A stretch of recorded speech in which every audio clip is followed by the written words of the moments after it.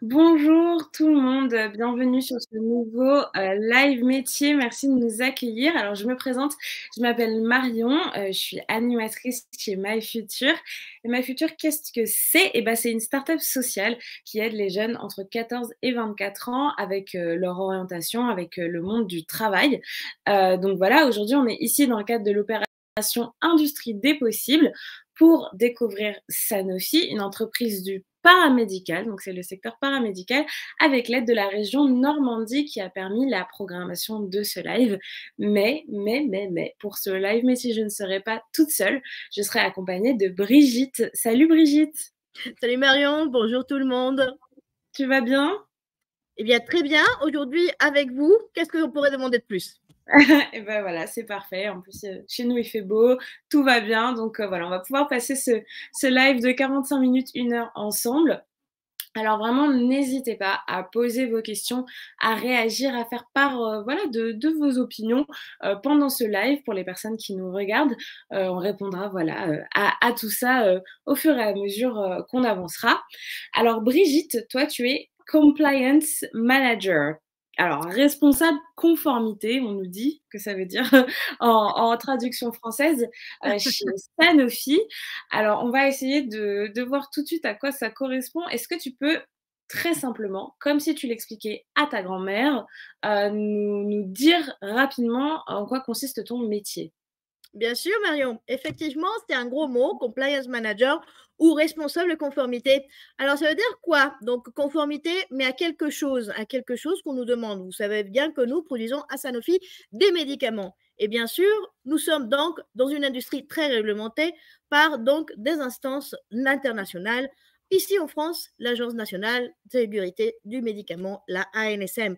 On ne peut pas vendre une drogue comme ça dans le marché, donc on est dans un métier très strict qui suit donc de la loi. Donc, mon job, mon travail, c'est de pouvoir assurer que dans notre site industriel du site du trait, nous faisons des produits biotechnologiques, des seringues pré-remplies, eh bien, qu'on sera conforme aux standards de ce que la loi, de ce que les patients nous exigent. OK, bah, voilà, bah, c'est très clair. On va pouvoir aller voir un tout petit peu plus en détail, en quoi, ton travail consiste. Donc voilà, on a isolé, 4 grands aspects, hein, 4 voilà, grandes occupations de ton quotidien. Donc dans un premier temps, on a un terme qui est un peu complexe, on ne sait pas trop ce qui se cache derrière, c'est la transformation culturelle. Alors, qu'est-ce que c'est la transformation culturelle? Merci. Effectivement, et c'est vrai que ça fait des gros mots à peu près, donc transformation. Donc une culture, c'est pas simple, comme dirait Confucius. Si on veut changer une culture, ben, ça va prendre comme semer des arbres, ça va prendre du temps. Alors concrètement, en fait, ça veut dire changer des mœurs, changer des consciences collectives, changer des acquis. Donc nous, en tant que société, que ce soit une société dans un pays, mais aussi dans une société d'une entreprise, on a une culture. La culture, OK. ça peut être aussi au sein d'une famille. Et nous, notre travail, quand on fait une transformation culturelle, c'est pouvoir de changer donc cette culture, ces mœurs qu'on a, donc former la personne, former ce groupe de personnes pour renforcer l'apprentissage et intégrer donc des connaissances, des nouvelles connaissances via des données. OK, mais c'est très clair. Là, je commence à comprendre le principe, transformation culturelle. OK, ça c'est fait. Alors, il y a un aspect qui est la stratégie qualité. Tout ce qu'on va voir là, c'est des termes qui peuvent être un peu flous, mais que tu vas très bien nous expliquer, Brigitte, j'en doute pas. Donc la Très bien. stratégie qualité. Alors, effectivement, déjà pour définir qualité, ici on en parle de Sanofi, nous faisons de l'excellence industrielle, mais concrètement, déjà définissons ce que veut dire excellence et qualité. Pour définir ce que c'est excellence, eh bien, on dit comme un bon proverbe, on dit que pour viser la perfection, bah, c'est un peu impossible. Donc, si on a un échec, on va tomber toujours dans l'excellence. L'excellence, c'est plus qu'être bon.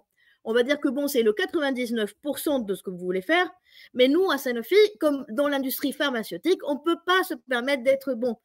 99% de réussite, quand on fait des centaines de milliers de médicaments pour Ouais. 100 000 seringues, ça veut dire qu'on aura 1000 seringues pour les patients qui ne seront pas conformes, donc on ne peut pas se le permettre. C'est pour ça qu'on vise l'excellence, donc un niveau très haut de qualité. L'excellence veut dire être d'un niveau de qualité insaisonnable, très important Donc, c'est ça ce que nous cherchons par l'excellence. Donc, stratégie de qualité, ça veut dire tout simplement qu'en fonction de nos données, en fonction des données factuelles, des données qu'on pourra générer, manuscrites, électroniques, eh bien, nous, on va récupérer toutes ces données de ce que nous allons faire pour pouvoir générer donc une stratégie plus adaptée pour pouvoir être au service du patient. OK, donc voilà, donc vous récoltez ces données-là, donc électroniques et manuscrites, peut-être que tu pourras nous expliquer après, quelle est la différence. Mais donc vous récupérez ces données et avec ces données-là, dans une démarche d'être dans la qualité, donc d'être dans ces au-delà, hein, des 99 dans cette démarche de qualité, vous vous adaptez en fonction des données que vous avez récupérées. Est-ce que j'ai bien compris? Tout à fait. Et également les données imprimées. Sans large, mais on en parlera après. D'accord. Alors, juste les données électroniques, c'est quoi la différence entre données électroniques et données manuscrites, par exemple? Très simple. Admettons par exemple une donnée électronique que nous pouvons avoir, bah, c'est tout ce qui va se trouver dans nos dossiers lots, par exemple, dossiers de fabrication qui seront envoyés par électroniquement ou lors de nos essais en laboratoire, des équipements vont collecter des données par rapport à nos produits. Tandis que les données, par exemple, manuscrites, ça peut être donné tout ce qui est à la main, par exemple, des formulaires. Vous avez une donnée manuscrite, ne serait-ce que dans une transaction bancaire très simple qui est un chèque. Dans un Ouais, chéquier, vous avez la signature. Ça, c'est une donnée manuscrite qui va permettre de montrer la conformité. Vous voulez bien donner de l'argent à quelqu'un d'autre par le biais d'un chèque. OK, d'accord. OK, mais alors donc ça, c'est très clair. Donc on a vu la stratégie qualité. Maintenant, il y a l'aspect projet, les projets. Ah, les projets. Effectivement, qui parle projet veut dire qu'on va changer. On se projette à l'avenir. On veut donc faire toujours dans cette notion de transformation. Et pour le dire d'une manière, bah, c'est basé sur cette stratégie. On va avoir identifié, on va faire un diagnostic selon tous nos données. Ça nous permettra donc d'établir des projets, des besoins d'investissement, tout ce qui est nécessaire pour pouvoir être au bon niveau et être satisfaisant par rapport aux normes internationales et donc fournir des médicaments aux patients qui soient en adéquation à la qualité. OK, d'accord, très bien et pour terminer, enfin en tout cas pour compléter, on a l'aspect inspection, l'inspection. Ça fait un peu peur dit comme ça, l'inspection. C'est vrai que c'est intimidant quand on parle, on fait penser de tout le monde sortait une copie double, et on va se mettre à faire une inspection ou un contrôle. C'est pas pour plus ou plus mal. Nous, nous sommes vraiment très transparents avec les inspecteurs. Notre objectif, c'est donc de pouvoir déjà, nous, comme on a dit, de maîtriser nos processus avec nos données en tant que scientifiques. On pourra donc fournir, donc résoudre des problèmes, aussi montrer que nos produits sont toujours les mêmes et d'un bon standard de qualité. Et on fournira ces données pour le prouver aux patients et aussi lors des inspections réglementaires, que ce soit pour la France ou d'autres autorisations dans les marchés que nous avons, donc d'autres pays que nous fournissons. Mmh. Nous sommes donc inspectés par les différents agents de sécurité internationaux et donc à nous de montrer les preuves que nous maîtrisons nos produits et nos processus. OK, d'accord. Bah, en tout cas, voilà, ça fait plaisir, de savoir que c'est un ensemble, de protocoles aussi, stricts et aussi encadrés puisque ça touche quand même à la. Alors, Brigitte, on va regarder, des aspects peut-être un petit peu plus précis, un petit peu plus pratiques, de ton travail. Premièrement, je voulais savoir, est-ce que toi, dans le cadre de ton métier, tu es amenée à faire des déplacements professionnels? Effectivement, c'est rare, je peux le faire. Je suis également auditeur, donc j'ai une casquette d'auditeur pour les fournisseurs. En fonction de certains détails, certains, contrats ou autres, je peux être amenée à apporter donc mon expertise en par rapport à d'autres, entreprises avec lesquelles on travaille. OK. Donc, mais ça arrive pas si souvent que ça, quoi? C'est pas ma casquette essentielle, mais ça dépend de certaines thématiques, je peux être amenée. Et tu travailles, plutôt, seule ou alors tu as une équipe? Jamais seul. On ne fait pas un peu cavalier seul. Au contraire, le puissant, c'est l'équipe. Et c'est très important. Mon travail consiste à travailler donc main dans la main avec tout le site industriel du site du trait. Le compliance manager, donc le responsable conformité, va au contraire être là pour apporter, c'est le support pour toutes les différentes entités d'un site industriel et pouvoir les accompagner et donner ce qui est nécessaire pour eux pour que leur niveau de conformité aux réglementations internationales soit adéquat. OK, très bien. Au niveau de tes horaires, moi, je voulais savoir, est-ce que tu travailles, des horaires normaux, tout la semaine et pas le week-end? Ou est-ce que parfois tu dépasses? Est-ce qu'il t'arrive de travailler la soirée, week-end, jours fériés? Comment ça se passe? Effectivement, nous sommes normalement en journée. Bien sûr, parfois, selon les coûts de travail, si nous avons donc parfois certains dossiers à faire, on peut rester un peu plus tard, mais ça reste toujours dans les horaires de journée. Les vacances, nous les avons, c'est flexible, donc pas de vacances imposées, placement en jour. Les jours fériés, nous en avons.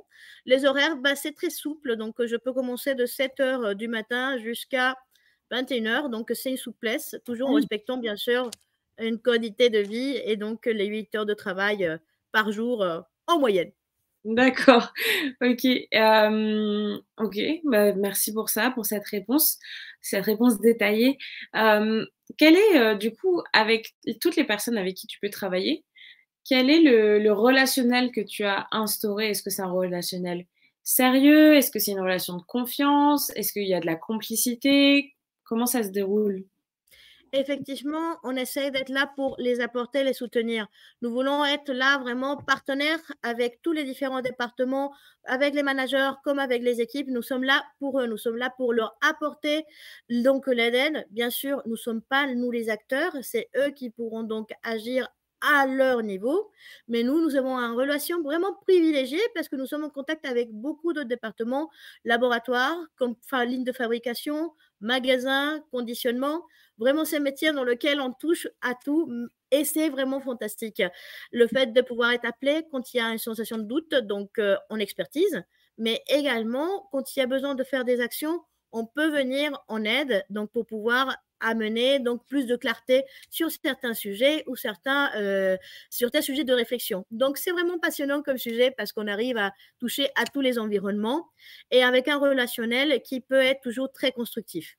OK, bah, c'est bon à savoir et au niveau de ton environnement de travail, du coup, tu es plutôt, en intérieur, en bureau? Est-ce que tu es, en usine? Est-ce que tu es plus en extérieur? Alors, c'est vrai que ça dépend, certains compliance managers, certains responsables conformité. Moi, je suis une femme de terrain, donc j'aime bien aller rencontrer donc les différentes personnes avec qui je suis. Je suis pas vraiment bureau. Au contraire, si on veut travailler main dans la main avec tous les services, ça nous demande de nous déplacer. Donc, par exemple, dans une journée, bah, ça va pas être la même chose que dans une autre journée. Certaines semaines, j'essaie d'être le plus présente sur le terrain, être le plus présent avec les équipes de fabrication, savoir s'ils ont eu rencontré des difficultés, pouvoir venir sur les lignes quand il y a ce genre de situation, ou aussi au niveau des laboratoires ou potentiellement au niveau des magasins. Bref, c'est du OK. terrain, mais pas que. D'accord.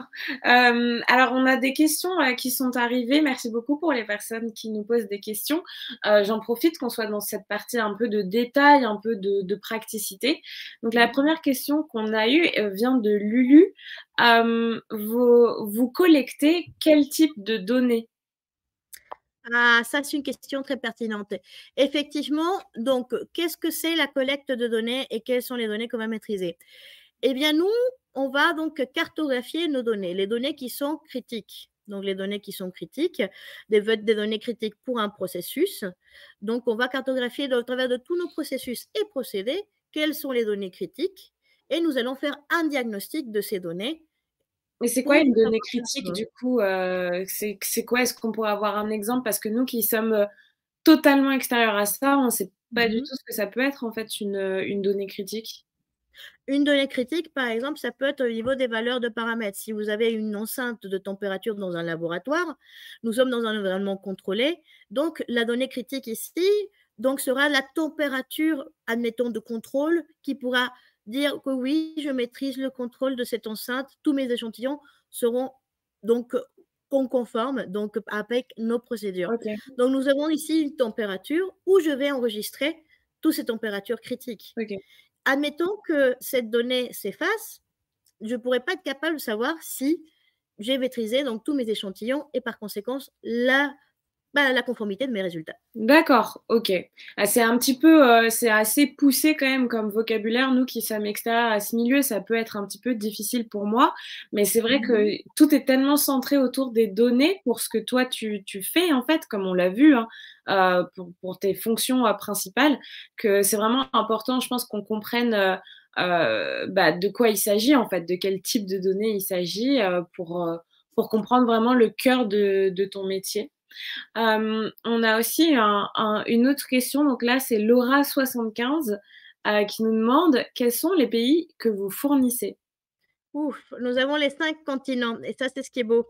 Moi, je suis d'origine mexicaine et je suis toujours très contente de savoir qu'un jour, mes produits partent au Mexique. C'est un petit détail qu'on envoie à son pays et aussi également, partout. Donc on ne s'ennuie pas. Je ne terminerai pas de finir la liste. Ah oui, parce que oui, il y a beaucoup de pays dans le monde, donc si vous faites le monde entier, on n'est pas sorti. Et Laura75 qui nous demande aussi: «Est-ce que vous avez travaillé plus avec le Covid?» Effectivement, le covid, comme pour beaucoup de personnes, ça nous a ajouté une couche de complexité dans nos opérations. C'était pas simple. Mmh. En plus ou moins, on a travaillé différemment. Ça a rendu beaucoup plus complexe, les choses qui étaient simples comme d'habitude. OK. Privilégier surtout le télétravail quand c'est nécessaire pour donner de la place aux personnes qui ont vraiment besoin d'y être, comme les techniciens de laboratoire et comme donc toutes les personnes qui sont dans les lignes de fabrication. Concrètement, ça veut dire que si je pouvais faire au maximum quelque chose de le plus intellectuellement possible et rester sur l'écran, je le faisais. Et c'est difficile quand on aime le terrain. Oui, oui, bah, oui, je me doute avec ce que tu nous as décrit, justement, à quel point ton environnement change souvent, le terrain, vraiment tu ton intérêt pour ça, ça doit être un petit peu difficile. Alors justement, prochaine question que moi je pose cette fois-ci, qu'est-ce que ça t'apporte, en fait, de faire ce métier? Qu'est-ce que tu en tires à un niveau, vraiment personnel? C'est une question, très profonde. Alors je vais expliquer dans une minute pourquoi je le fais. Alors, je suis une femme originaire du Mexique. Donc, au Mexique, bien sûr, la couverture de médicaments n'est pas la même ici en France. Donc, j'ai vu qu'il y a des belles inventions, en fait, en France, le cœur artificiel, on en a vraiment des choses, les anticorps monoclonaux, les vaccins, tellement de choses prometteurs et je savais, quand j'ai fait mes études, que si je venais en France faire des études en biotechnologie, la biotechnologie allait inventer la médecine de demain. Et quelques années plus tard, maintenant que je travaille à Sanofi, je vois même les articles parlent avec la crise Covid, la biotech française invente la médecine de demain. Je ne me suis pas trompée. Mais ce qui me met vraiment envie de chaque jour à faire le travail que je fais, c'est qu'ici à Sanofi, on peut aller au-delà. Une invention, c'est une bonne idée, mais nous pouvons innover. Donc innover, ça nous permettra donc de rendre accessible cette invention à un coût raisonnable, à des volumes de production accessibles, donc et rendre ça au plus grand nombre le plus rapidement possible. C'est ça la vocation de joindre Sanofi qui m'a donc poussé donc à faire partie de l'industrie pharmaceutique et donc dans cet objectif, nous avons des nouveaux médicaments. Le site Le Trait, c'est un site de lancement de produits biotech et OK. qui a pour vocation de lancer ces volumes au reste du monde. Donc je pense que je suis dans le bon endroit. Oui, bah, oui, a priori, tu es effectivement, au bon endroit.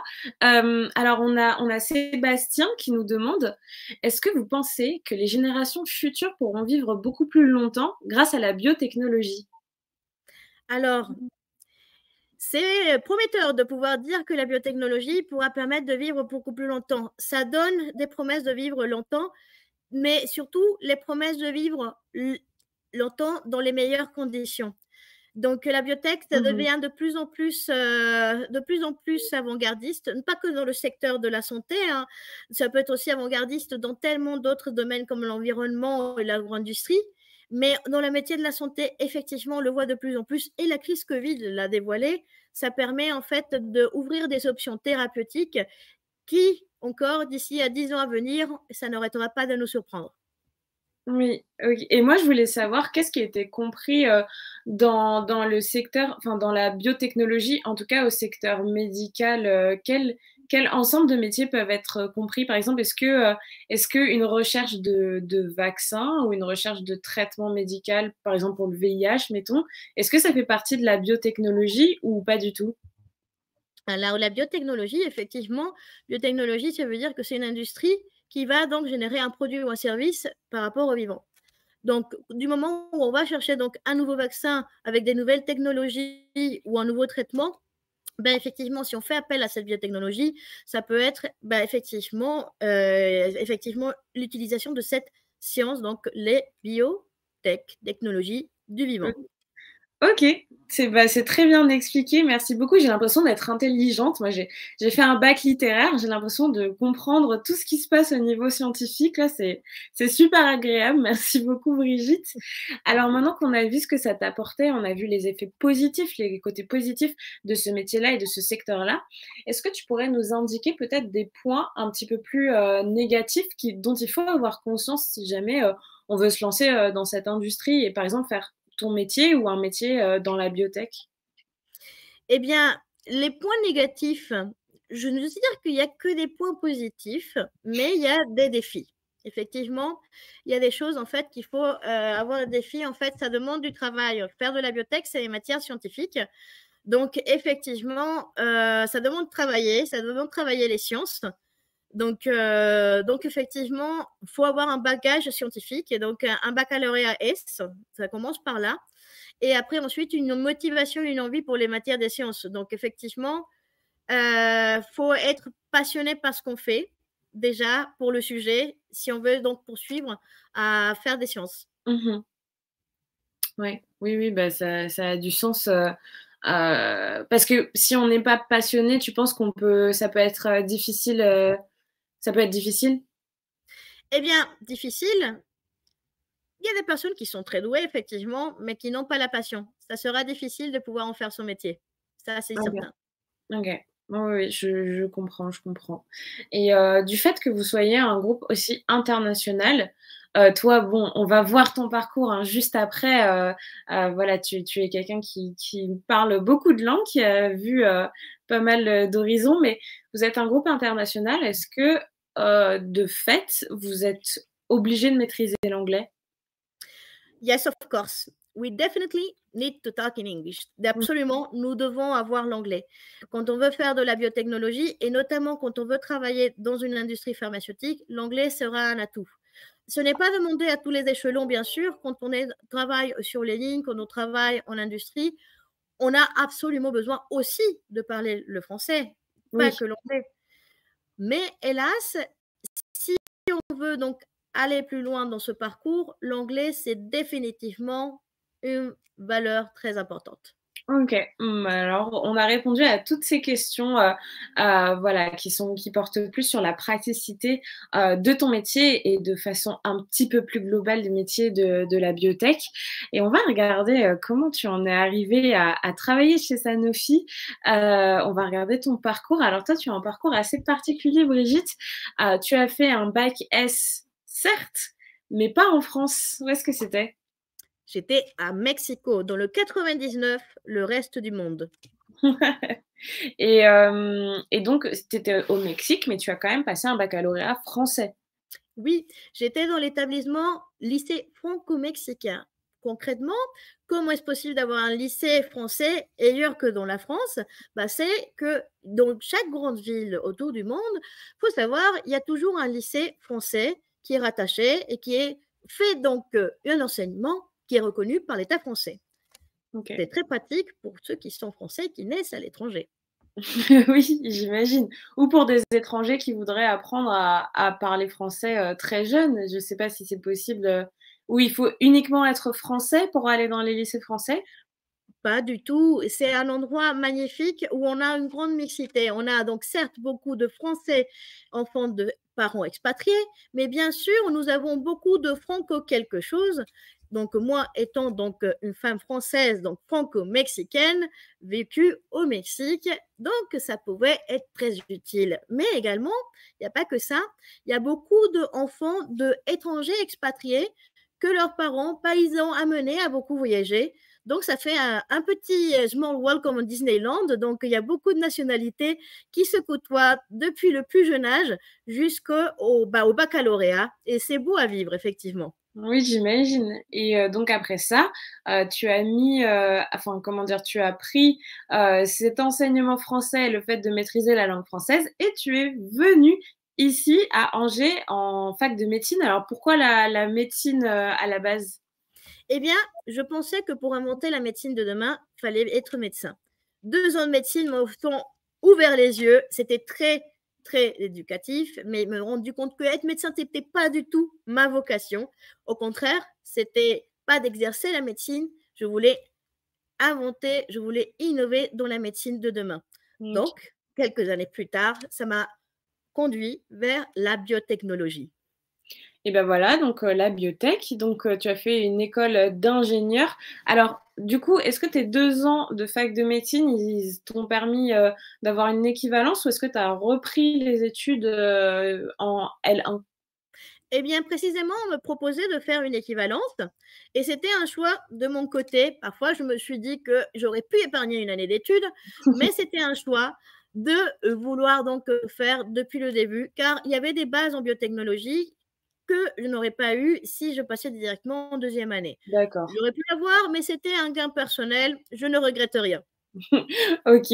On a une question de Mikado qui nous demande, quels sont vos conseils pour bien apprendre l'anglais? Oh alors là, alors là, c'est une question très pertinente. Hmm, Déjà, premier conseil, et je me permets de le dire, en France, on a tous les films, tous les jeux, toute la geek culture qui est traduit de très bonne qualité en français. Si vous voulez apprendre l'anglais et vous êtes en France, arrêtez définitivement de voir des films et des séries en français. Mmh. Regardez en anglais et surtout sous-titrez en anglais. Oui. Ça, c'est l'objectif de le faire. Aussi, la même chose, jeux vidéo, vous êtes geek dans l'âme, jouez avec les jeux en anglais, équipez-vous d'un journal et juste un dictionnaire électronique à côté. Ça peut toujours être pratique quand on est dans des moments de détresse.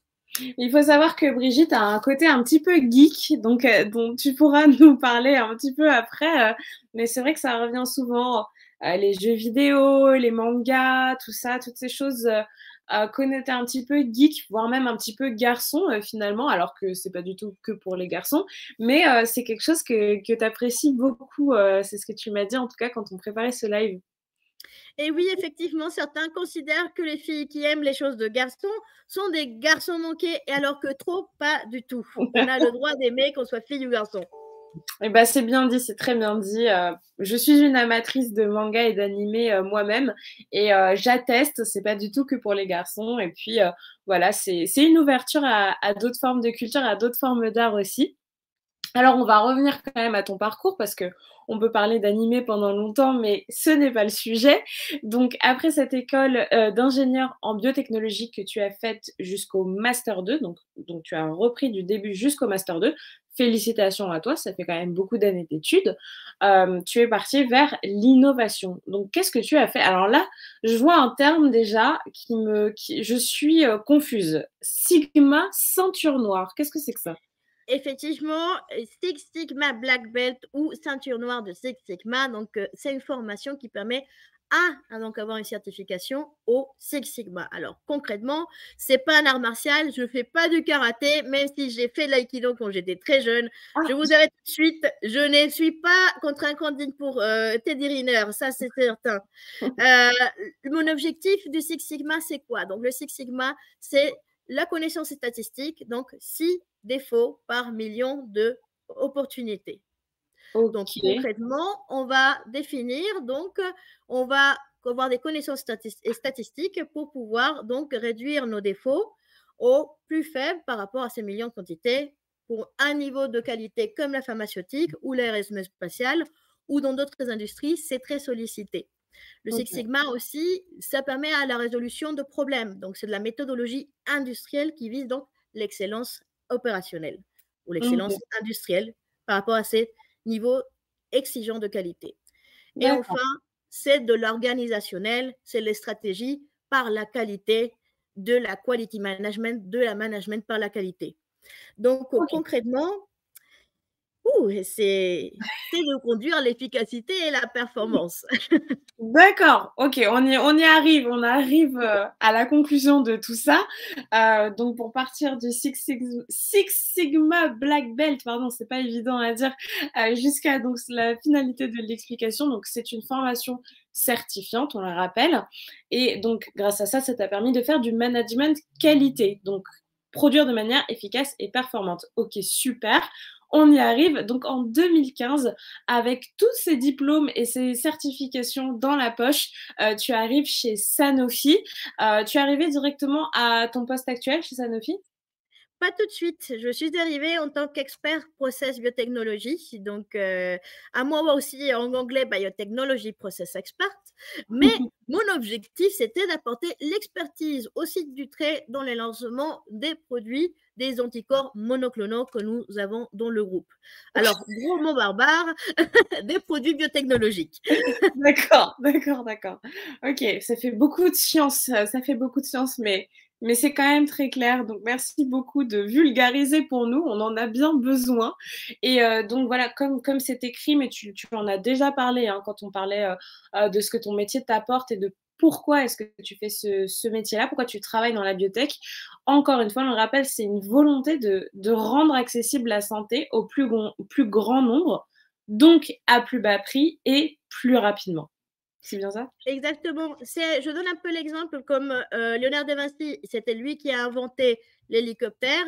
Eh bien, c'était pas lui pour autant qui nous aura inventé un vrai hélicoptère ou les vrais avions qui ont changé notre comportement de voyage et qui maintenant nous permettent de se dire tiens, pour Noël ou pour les vacances, je vais aller quelque part dans nos îles ou quelque part ailleurs en avion. Et c'est ça ce que nous, on veut chercher par l'innovation. L'utilisation de D'accord. cette bonne invention pour donc à réduire les prix, augmenter donc ses volumes et rendre accessible à cette société pour la transformer dans une beauté bénéfique. Mais c'est hyper clair, c'est limpide vraiment. Merci beaucoup Brigitte pour ces explications. Ça fait vraiment plaisir, en plus avec la bonne humeur et la joie, donc c'est vraiment super. Alors maintenant, on va passer à une partie un petit peu jeu, un petit peu interactive. Chez MyFuture, on appelle ça le jeu du CV ou encore le jeu du recruteur. Alors admettons que je suis, voilà, aux ressources humaines, de chez Sanofi et je dois te recruter pour le poste que tu occupes actuellement. Et il faut que tu m'expliques par des compétences que tu estimes vraiment nécessaires. Pourquoi? Bah déjà, pourquoi est-ce que tu as ces compétences et pourquoi tu es particulièrement qualifié pour le poste que tu occupes actuellement. Donc, quand on a préparé ce live et qu'on a préparé cette partie-là, tu m'as dit que la première compétence vraiment à avoir et que tu avais, c'était les sciences. Est-ce que tu peux m'expliquer un petit peu? Effectivement, avec plaisir, Marion. Les sciences, pourquoi? Parce qu'il faut, donc on va dire, apporter notre regard en tant que scientifique par rapport aux données. Nous sommes des scientifiques, nous allons générer des données tout au long de toutes les étapes de la conception, du laboratoire, jusqu'à la fabrication, la partie de la logistique, voire même au niveau du praticien. On va collecter ces données. Nous sommes les scientifiques qui, donc quelque part, auront besoin d'apporter ces preuves pour montrer que nous sommes conformes. Donc, si on n'a pas ces regards scientifiques, donc ces sciences qui sont être donc tout le panel de ce que vous recevez donc en tant que matière scientifique, notamment les sciences de vie et du vivant, les life Mmh. sciences, parce que c'est de la biotechnologie, ça c'est un requis essentiel. Et bien sûr, tout au long de la carrière, on continue toujours à apprendre également. Donc, c'est un élément essentiel si nous voulons connaître nos produits, connaître ce qui est critique par rapport à la qualité et ce qui peut être nécessaire par rapport aux patients. Le background, le fond scientifique est au cœur du métier.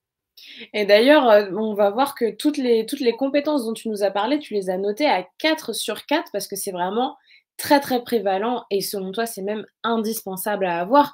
Donc on a vu la partie science, on a bien compris pourquoi c'était indispensable et pourquoi, chez toi, c'était aussi très prononcé pour faire le métier que tu fais.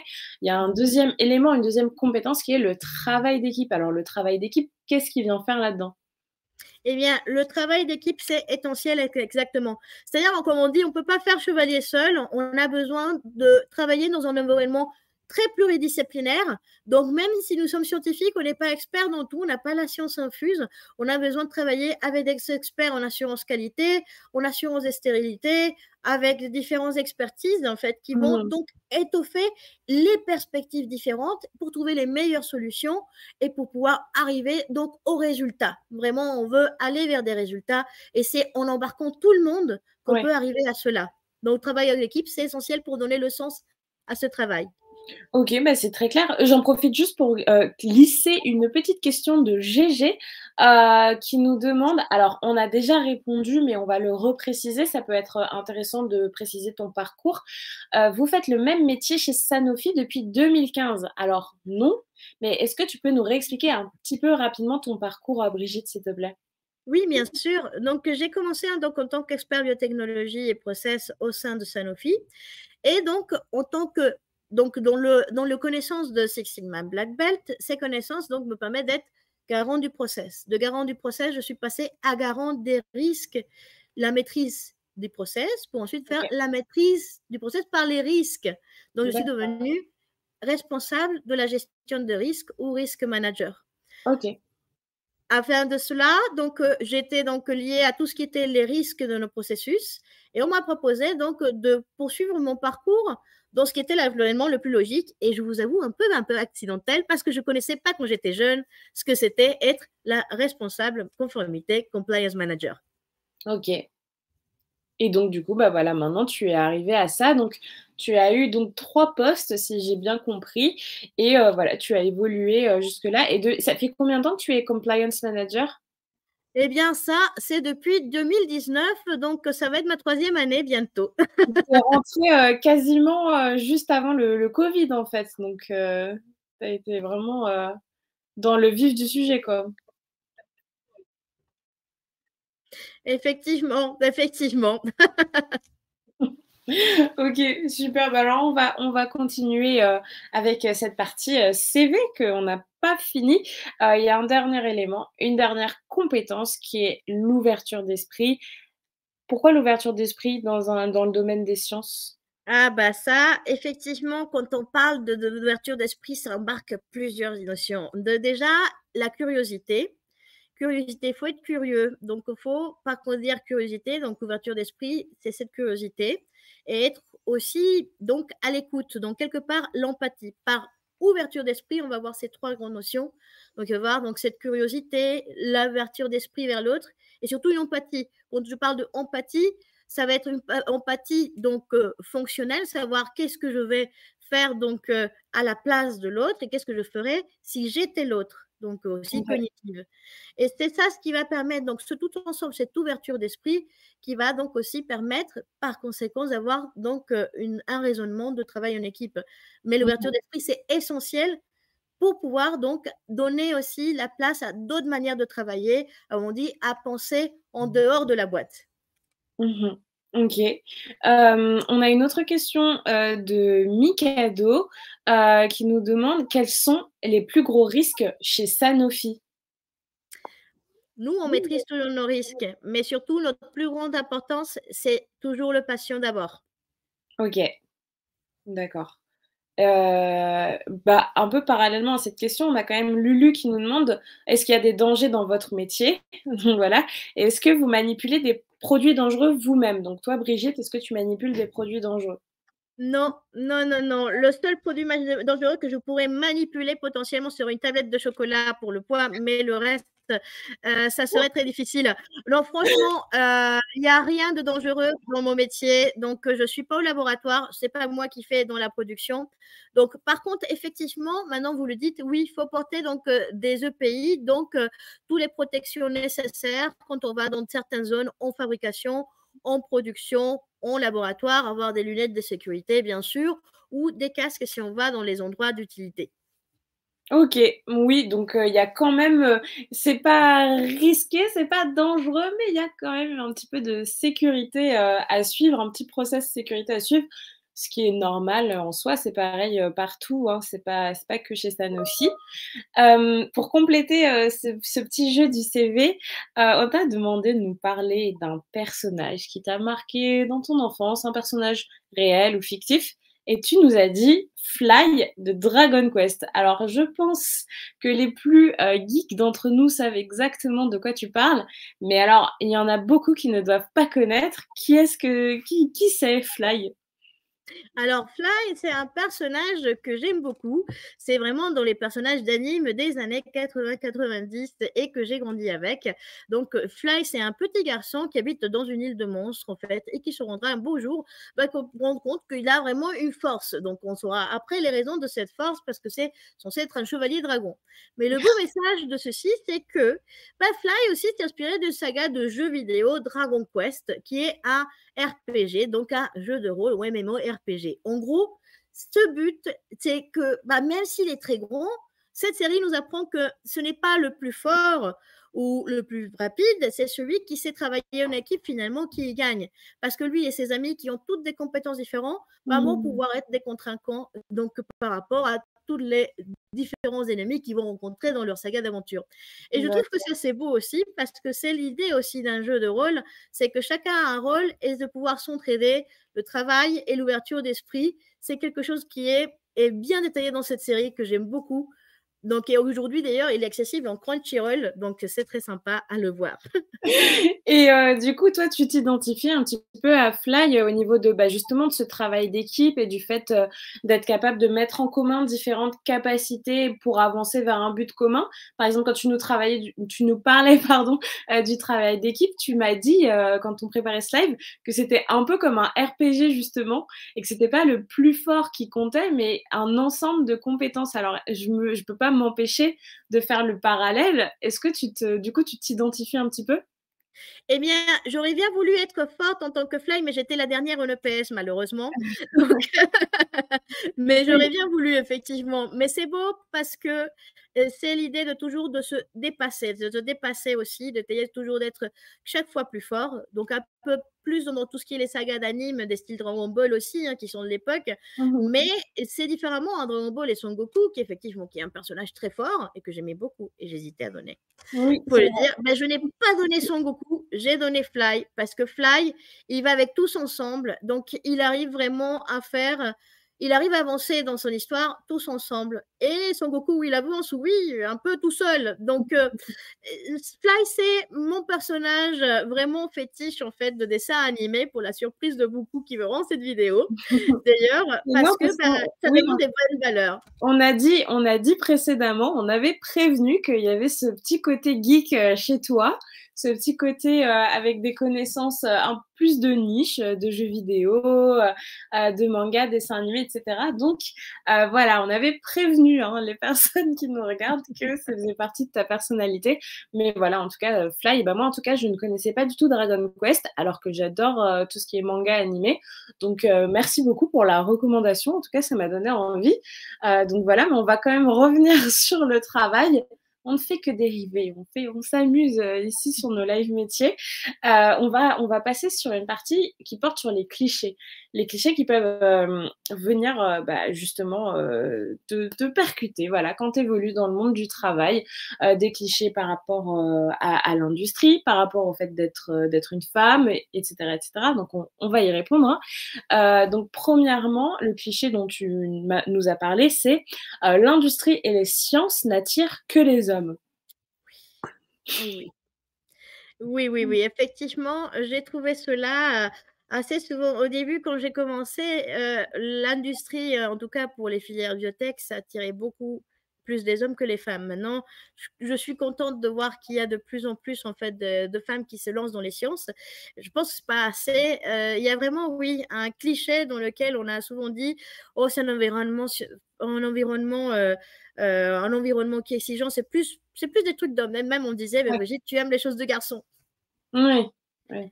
Et pourtant, c'est pas le cas. Je pense qu'au contraire, il en faut au fait avoir en fait, cette perspective. C'est pas l'industrie ou les sciences, c'est pas que les choses d'hommes, notamment l'industrie.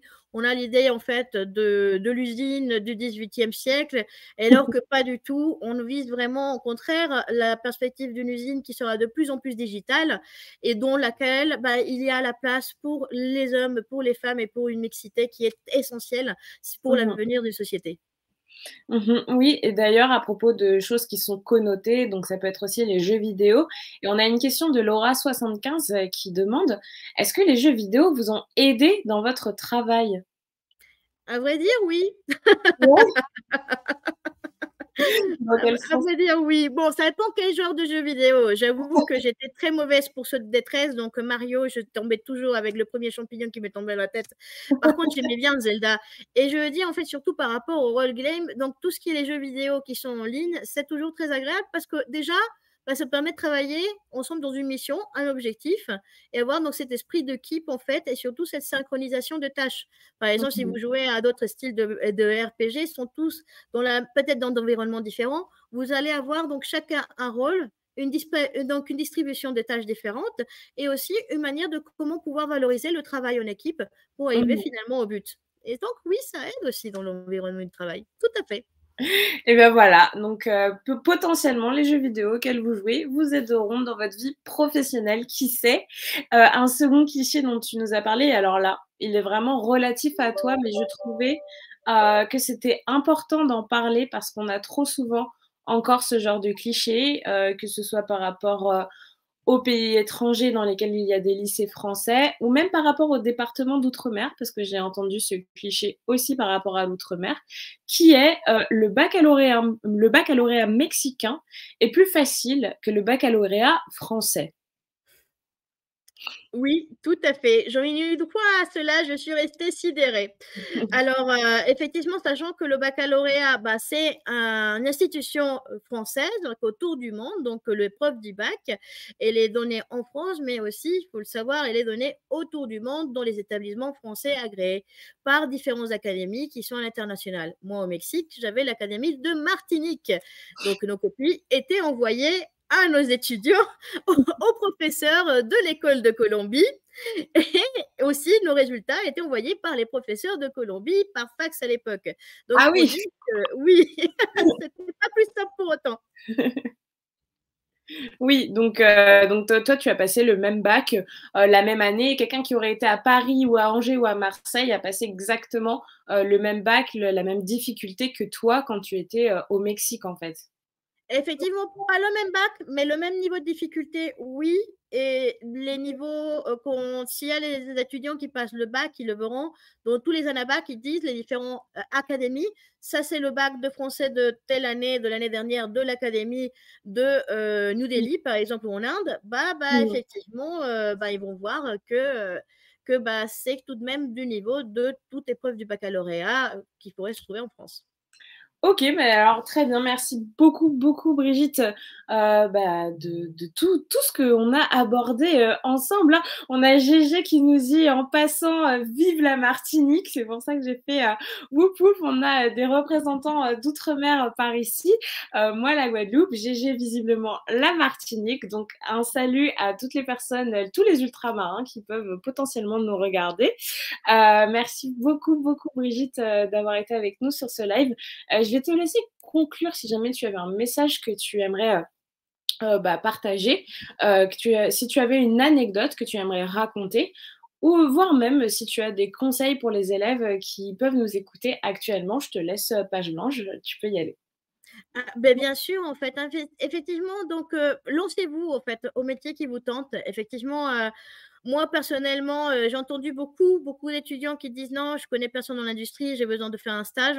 Je comprends que c'est difficile de pouvoir, déjà pouvoir passer pour des études. Qu'on faut juste oser, en fait, les franchir et aussi, bah, c'est vrai que moi, par exemple, j'avais toute ma famille, qui était en dehors, de la France, donc pour pouvoir trouver Mmh. donc les moyens de stage et tout, c'était un peu compliqué.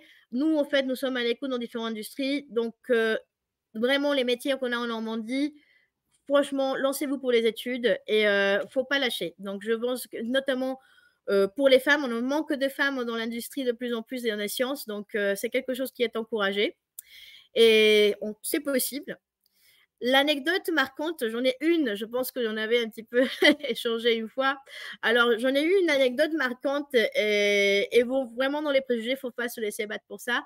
C'était ma première ou mes premiers jours en tant que manager de production à l'époque, donc j'avais une équipe de 50 personnes et il y avait donc une Ah oui. personne qui est rentrée dans le bureau une fois et il dit: «Toc toc», il m'avait pas reconnu, donc il était intérimaire depuis quelques semaines et il a demandé pour le manager en question et donc du coup, «Ah oui, est-ce que je peux laisser, mon CV pour le manager?» J'ai pas osé dire quoi que ce soit avant qu'ils disent: «Ah, vous devez être son assistante». Donc ça m'a permis donc «Oui, vous êtes?» «Ah», donc il s'est présenté. Je cherche donc j'ai su qu'il y avait un poste en CDI qui serait ouvert bientôt parce qu'il y a un départ à la retraite. Donc mais bon, si vous devez le dire à votre chef, d'accord, très bien, j'ai vu votre CV. Il dit: «Bah, et vous êtes qui vous?» «Bah, moi je suis la nouvelle, le nouvel responsable, le nouveau manager». Mais c'est génial! Donc du coup, en fait, vous prenez le rôle, en fait, de l'autre personne qui vient donc de partir à la retraite, donc vous êtes en CDI aussi, donc c'est bien, vous êtes le nouveau chef et je lui dis: «Mais en fait, du coup, je sais pas trop». Donc déjà, c'est parce qu'on est déjà un peu trop jeune ou peut-être un peu trop femme. Mais voilà, faut pas lâcher, dans l'industrie, il y a besoin de femmes. Et donc, voilà Enfin, mes conseils pour vous. Soyez, si vous avez envie de connaître quelque chose, allez-y, même si c'était pas votre vocation, même si vous avez peut-être peut-être pas tout simplement fait, donc refaire une année, c'est pas évident, ça demande du courage, mais tenez bon et faut poursuivre vraiment dans le sens de ce que vous voulez et il y a de la place pour tout le monde dans les industries aujourd'hui. bah, c'est très, très bien dit. Quelle belle conclusion. Merci beaucoup, Brigitte. Voilà, merci d'avoir fait ce live avec nous. C'était très intéressant. J'aurais aimé qu'il dure encore plus longtemps. Vraiment, c'était super. Quelle aisance, quelle facilité à tout, vulgariser, à tout démocratiser. C'était vraiment, super chouette et merci aussi pour ta bonne humeur. Ça fait plaisir, en cet après-midi, d'hiver. Ça a apporté un petit peu de aussi aux personnes qui nous ont regardés. C'est avec un peu d'émotion que je vous annonce, car je l'ai constaté en préparant ce live, que c'était le dernier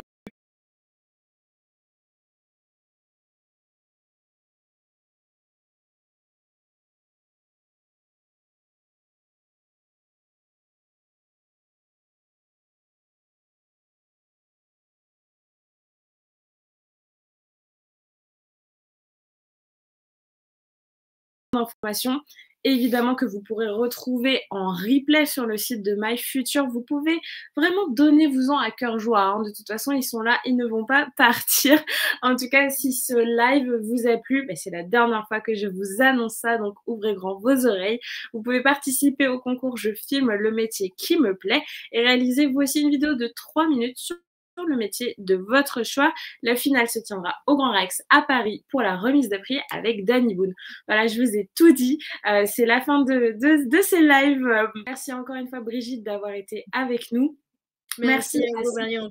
Merci à Sébastien pour la régie et merci bah, à toutes les régions et à toutes les entreprises, à tous les professionnels qui ont permis bah, l'organisation et le déroulement de ce programme Industrie des possibles. Quant à vous qui nous regardez, même si c'est la fin de ce programme, vraiment, on continue à vous faire des lives assez régulièrement et à vous proposer du contenu aussi sur le monde du travail, sur les études et l'orientation sur nos réseaux sociaux. Donc, n'hésitez pas à nous suivre là-bas également.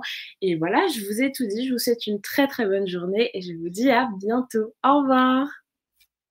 Au revoir.